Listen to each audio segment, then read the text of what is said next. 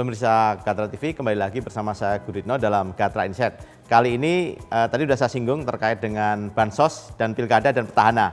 Saya langsung aja saya tanyakan ke pimret majalah Gatra, Bapak Muklisson, gimana nih? Ada indikasi nih bansos itu mau dimanfaatkan oleh petahana-petahana ini atau menguntungkan kemungkinan itu? Ya intinya kan memang ini dana besar gitu ya, pasti menggoda setiap orang untuk memanfaatkan, minimal menungganginya gitu. Mungkin tidak mengkorupsi tapi menungganginya kalau misalnya ini dibagikan ke masyarakat, apalagi ini bansos nggak mungkin sehari dua hari nih, sebulan dua bulan, pasti berlanjut dalam 6 bulan ke depan atau mungkin sampai pilkada gitu.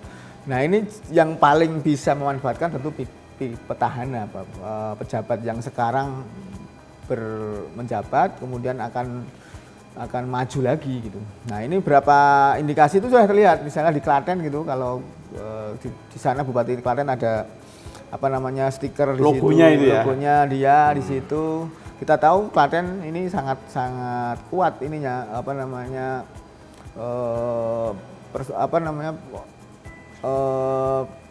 bupatinya ini kan juga sebenarnya tidak ada penguasa yang lain gitu, hanya satu dua keluarga yang di situ. Nah ini kemudian dia manfaatkan itu tanpa pengawasan yang memang ketat, itu bisa dilakukan. Kemudian ada di Semarang juga wali kotanya begitu. Intinya godaan-godaan itu akan selalu menyertai para petahana karena ini bisa dimanfaatkan, bisa terselubung gitu, kampanye terselubung bahwa meskipun itu dananya bukan dana dia gitu kan. Kalau dana dia silahkan aja, tapi dananya pemerintah yang memang seharusnya untuk menolong para masyarakat miskin, kemudian dikasih logo, kan orang jadinya terkesan bahwa ini bantuannya si petahana gitu. Oke. Nah itu yang harusnya memang diatur kalau sejauh mana nih, kalau ini kan soal etika juga, meskipun tapi tidak harus etika, kalau bisa itu jadi pidana nantinya kalau misalnya memang si petahana memanfaatkan dana itu dan benar-benar kalau itu benar bansos yang memang terus kemudian ditunggangi, kemudian dikasih nama dia, kemudian itu bantuan dia, sementara itu bukan duitnya dia.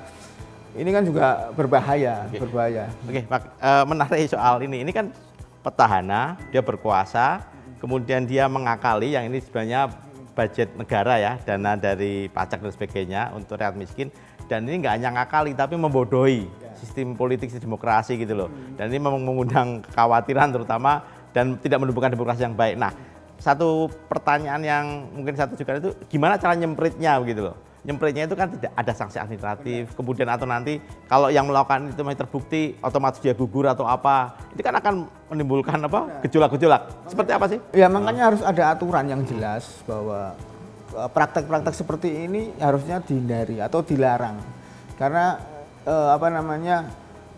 ini sangat bisa dilakukan, sangat gampang untuk dilakukan gitu ya, maksudnya.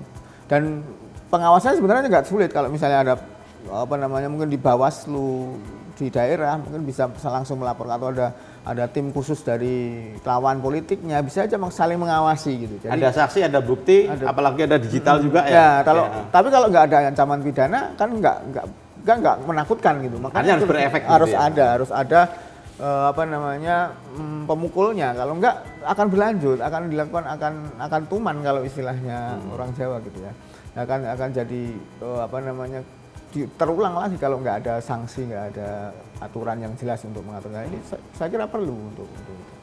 Oke, terima kasih Pak Muklisson perbincangan kita. Jadi pemirsa Gatra TV memang pimpinan itu memang harus diawasi ya, karena kebijakan-kebijakannya bisa dimanfaatkan. Dan yang penting dari pengawasan itu sebenarnya keaktifan publik sendiri untuk juga tadi disinggung juga gimana melaporkan dan sebagainya. Tapi mekanisme harus jelas. Dan ini sebagai penyelenggara pemilu ya, itu juga harus bersikap adil, gitu kan. Nah, pilkada belum terjadi, tapi sebelum Gatra sudah ngasih semacam peringatan atau warning ya kepada penyelenggara pemilu, kemudian pelaku sendiri, kepada publik, supaya demokrasi Indonesia itu makin sehat, makin bagus. Gatra menyuguhkan artikel-artikel yang menarik di pekan yang dengan cover tenggelamnya Belaid Susi. Nah, pemirsa Gatra TV, demikian perbincangan Gatra Insight kali ini dengan pimpinan redaksi majalah Gatra. Kembali lagi dalam perbincangan dengan topik-topik yang lebih menarik dalam edisi Gatra berikutnya.